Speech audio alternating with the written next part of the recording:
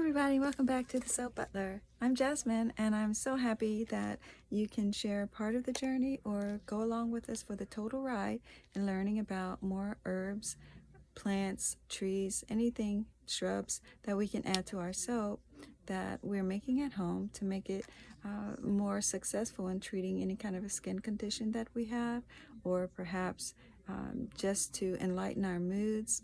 Today, what we want to talk about is something I ran across. I'm really impressed with its history. It is St. John's wort. So St. John's wort is something that in ancient times, it was a plant that was assumed to possess great powers, because when the delicate petals were bruised, they actually secreted this blood-like liquid. It was an oil, of course, based from the flower, but because of its dark red tint, it was thought to, be compared to blood. And because it was around the time of John the Baptist, it was said to bloom around his birthday, June 24th, as well as to bleed around the anniversary of his beheading, which is quite curious.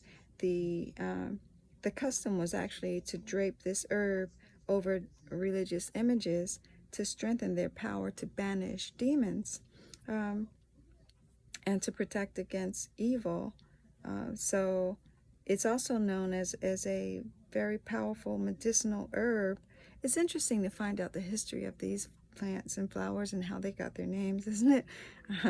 So it is a medicinal herb that has been connected to healing the body, as well as relieving some of the symptoms of a very troubled mind. It does help treat burns and bruises, as well as inflammations, which, ding, ding, ding, that makes it great in our soap. It does also treat, heart conditions, jaundice, dysentery, urinary tract infections. When the flowers are rubbed into the skin, it heals bruises. Even American herbal medicine has recognized it for helping with nervous anxiety and depression. And it takes a lot for it to pass our FDA standards. So that's really saying a lot for this flower. It helps with nervous exhaustion, seasonal disorders. It does mention PMS. Let's see.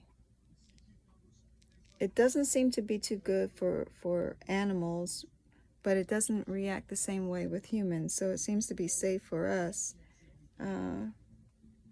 It is known as a wildflower, and they actually brought a beetle from Europe. It did start in Europe, and they actually brought the beetle some centuries later to America to reduce the growth of this what was considered a wildflower or a weed that apparently was getting to be too much and taking over fields. And that was before they really recognized all of the benefits of the extracts, so it became rare. And then when they did realize what it could do, now of course it's not as easily attained, and it's more expensive.